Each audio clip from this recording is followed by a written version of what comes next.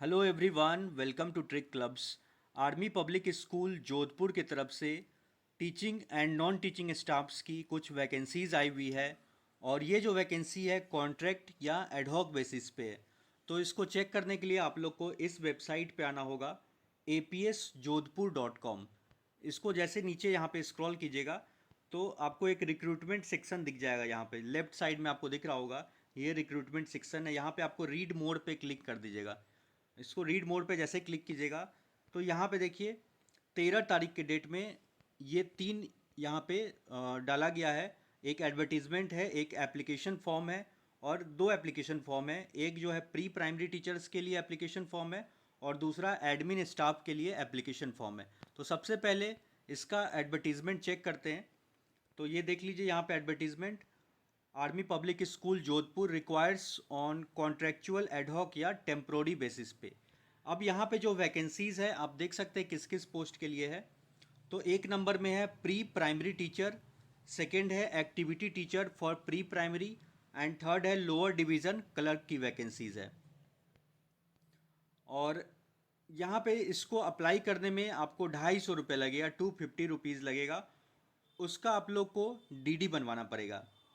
और दूसरा चीज़ इसका क्या है कि जो लास्ट डेट है 28 अगस्त तक है। इसको अप्लाई करने का जो लास्ट डेट है, मतलब आपका फॉर्म वहाँ पे पहुँच जाना चाहिए 28 अगस्त तक, स्कूल में पहुँच जाना चाहिए।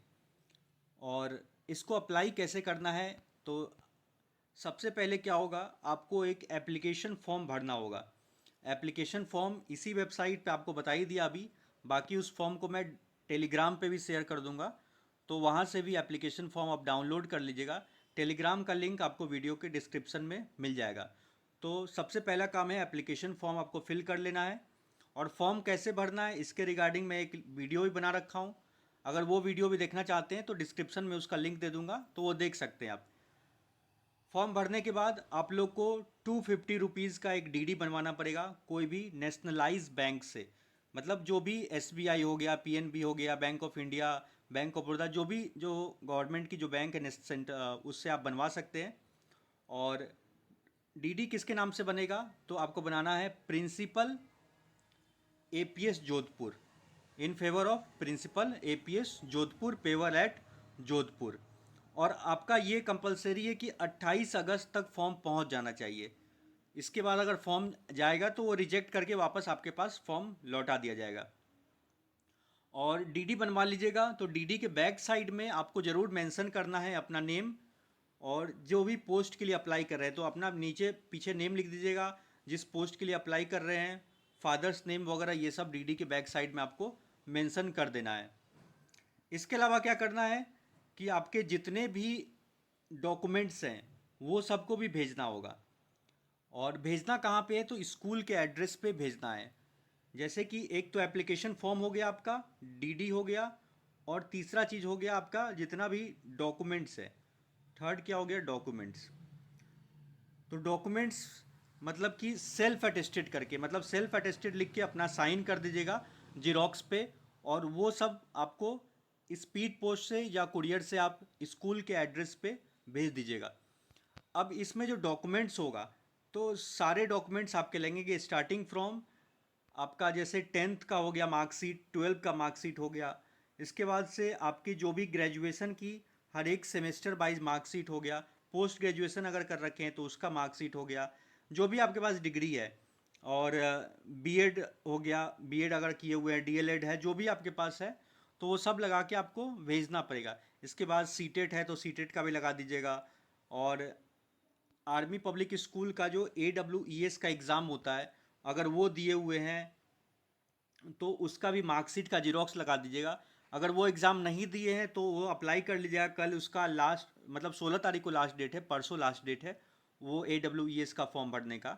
तो वो भी फॉर्म आप भर सकते हैं AWES के वेबसाइट पे। तो AWES का स्कोर कार्ड है तो स्कोर कार्ड को भी जीरोक्स करा के आप भेज दीजिएगा यहाँ पे। इसके अलावा आप यहाँ पे देख लीजिए कि ये क्या क्या आपके लिए एज क्राइटेरिया वगैरह मांगा गया है। तो pre primary wing teachers and activity teachers के लिए तो यहाँ पे पढ़िएगा कि आपका जो एज है वो 1 अप्रैल 2025 तक मतलब 1 अप्रैल 2025 तक आपका एज 40 साल से ज़्यादा नहीं होना चाहिए, और मिनिमम एज आपका मांगा गया है 25 साल।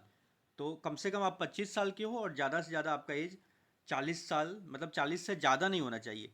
जब आपका कोई भी एक्सपीरियंस नहीं मांगा जाएगा 40 साल से, अगर आपका एज कम है तो। अगर 40 से आपका एज ज़्यादा है और 55 से कम है, तो आपसे क्या मांगा जा रहा है कि 5 साल का टीचिंग एक्सपीरियंस आपका होना चाहिए। अंतिम के 10 साल में आप 5 साल कहीं पढ़ा रखे हो, तो ये मांगा जा रहा है इसमें। तो एज क्राइटेरिया आपको समझ में आ गया। अब आपसे क्वालिफिकेशन क्या मांगा गया है इसमें, कौन लोग एलिजिबल है इसको अप्लाई कर सकता है।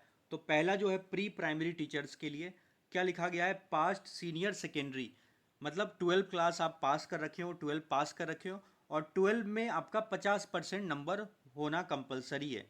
इसके अलावा डिप्लोमा कर रखे हो इन नर्सरी टीचर एडुकेशन, या प्री स्कूल एडुकेशन, या अर्ली चाइल्डहुड एडुकेशन प्रोग्राम, तो DECED कर रखे हो जो 2 साल का होता है, और BEd nursery from NCT recognise institution.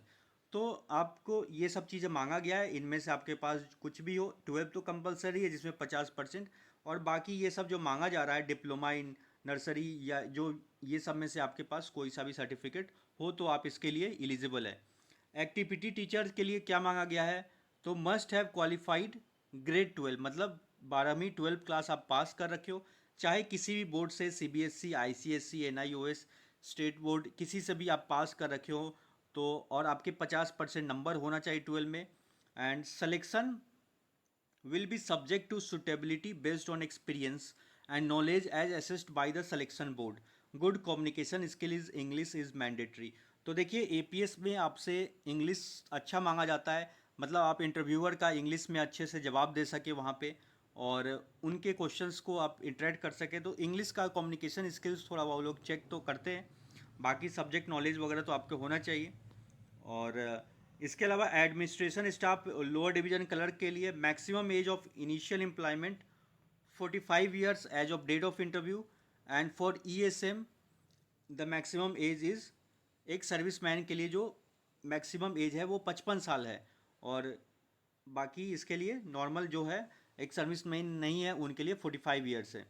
और इसके लिए क्वालिफिकेशन क्या मांगा जा रहा है LDC के लिए, तो ग्रेजुएट होना चाहिए, और 10 years of service as clerk, यानी 10 साल आप क्लर्क के रूप में काम कर रखे हो फॉर एक्स सर्विसमैन के लिए। कंप्यूटर लिटरेट, कंप्यूटर का आपको नॉलेज होना चाहिए, knowledge of computer MS office, speed होना चाहिए आपका 12,000 की depressions per hour, basic knowledge of accounting. तो ये सब चीज़ें अगर आपके पास है तो आप इस फॉर्म को अप्लाई करके स्कूल में भेज सकते हैं, सब फिल करके। और इसी वेबसाइट पे यहाँ पे देखिए एडमिन स्टाफ वाला ये फॉर्म डाउनलोड कर लीजिएगा क्लिक हियर पे। बाकी प्री प्राइमरी टीचर्स का आप यहाँ से भी इसको डाउनलोड करके चेक कर सकते हैं। इसके देखिए ऊपर में ही सब चीज़ क्लियर लिखा गया क्या क्या मांगा जा रहा है। अगर टॉप में आप पढ़िए यहाँ पे क्या लिखा है, please attach the photo copy of all academic documents, experience certificate, अगर आप कहीं पढ़ा रखे हैं उसका एक्सपीरियंस सर्टिफिकेट भी है तो वो ज़रूर लगाइएगा। सीटेट एंड CSB, तो CSB स्कोर कार्ड क्या होता है या OST स्कोर कार्ड क्या होता है, वही जो आर्मी पब्लिक स्कूल, जो आर्मी वेलफेयर एजुकेशन सोसाइटी है, वो हर साल एक एग्ज़ाम कंडक्ट कराता है, तो उसी का जो स्कोर कार्ड है उसी को बोलते हैं CSB score card, combined selection board score card. अगर आप दिए हो तो it is mandatory to attach all the 3 years marksheet of graduation, तो ग्रेजुएशन के 3 साल का आपको मार्कशीट वहाँ पे लगाना है। बाकी जिस पोस्ट के लिए अप्लाई कर रहे हैं तो वहाँ पे पोस्ट का नाम लिखना पड़ेगा, जिस पोस्ट के लिए आप अप्लाई कर रहे हैं प्री प्राइमरी, ये सब यहाँ फ़ोटो पेस्ट करके, और ये सब जो डिटेल्स भर के स्कूल के एड्रेस पे आपको भेज देना है सिग्नेचर वगैरह करके। तो और भी कोई डाउट है तो आप नीचे कमेंट्स में लिख के पूछ सकते हैं। सो मिलते हैं नेक्स्ट वीडियो में। Thank you for watching.